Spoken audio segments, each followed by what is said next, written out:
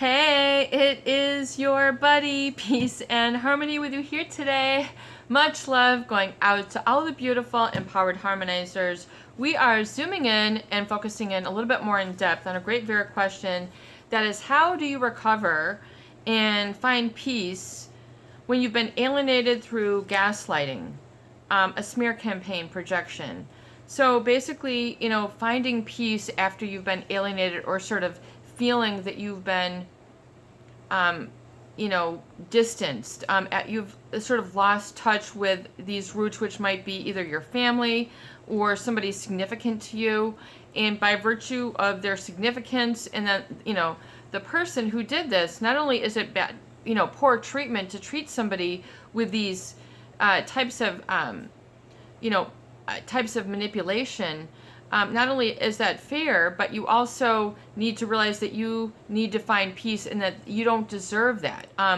If they have treated you that way, not only is it poor treatment, but it's poor treatment to think that you need to continue to subject yourself for that. You need to sort of raise the standard of this feeling that they have the ability to be responsible for your I am, your identity, your vision of the future.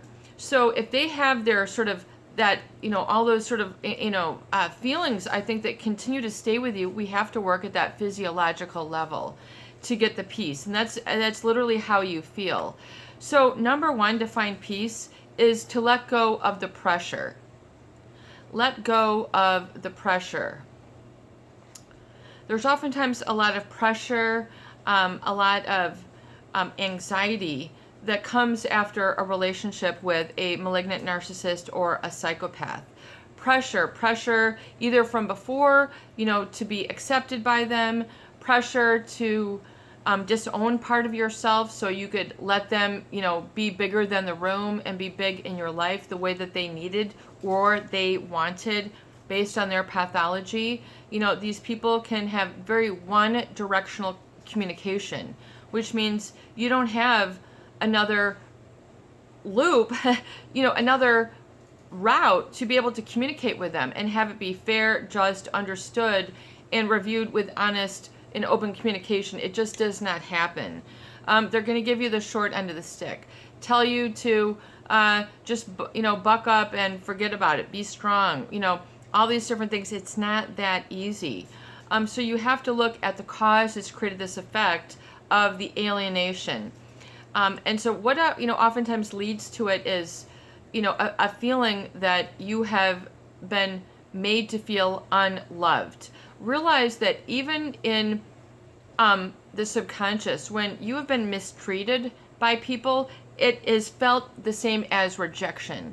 You feel rejection and unloved. There's been a lot of studies that have looked into this. And so just especially at the infant level, if there was narcissistic manipulation and that type of, psychopathic communication with a child, they oftentimes will feel very unloved because of the poor treatment. Even though they might have expressed things that were in the name of love or that you would think would be loving, oftentimes the child does not feel loved. In a relationship with a narcissist or a psychopath, they do not feel loved because they do not feel acknowledged and validated or heard for who they are as an individual. Not the person who the psychopath or the narcissist makes you out to be, what is the projection, but for who you really are. You have to be who you really are. Period, end of story. So if you had cramped your style, cramped your truth, had to live with your head in the sand or live always angry, realize that there's more for you in life than just the negative, just hiding, just isolation, and, feeling alienated. That is their energy, and so you have to be able to move around the parts and also to, come to a degree of peace, which means physically let it go from your body. So you have to do a body scan and look at where are you holding these people in your body and in your mind? Where are you holding these people and what they did to you and then how you felt? Are you holding it in your heart? Are you holding it in your stomach? Are you holding it in your glutes? Are you holding it in your neck or your shoulders? Be very interested to learn where you are holding this, because you'll realize that oftentimes you're rehearsing and rememorizing this, as if they are there in the present moment. So you have to realize that the past will, continue to perpetuate a lot of negative feelings, especially if you're always reviewing them in your mind. It's like reading the same book 100 times, 1,000 times, and then wondering why it still makes you feel, because you're reading the same book. You have to realize that it can be almost like a braille. You just keep feeling the same way. So you have to acknowledge and validate that and go, wow, I have really played a role.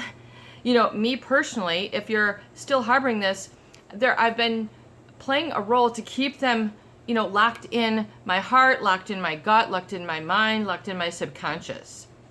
And then realizing and taking ownership that I, or, you, our viewer, do play a role in the continuation of the projection, the isolation, the gaslighting.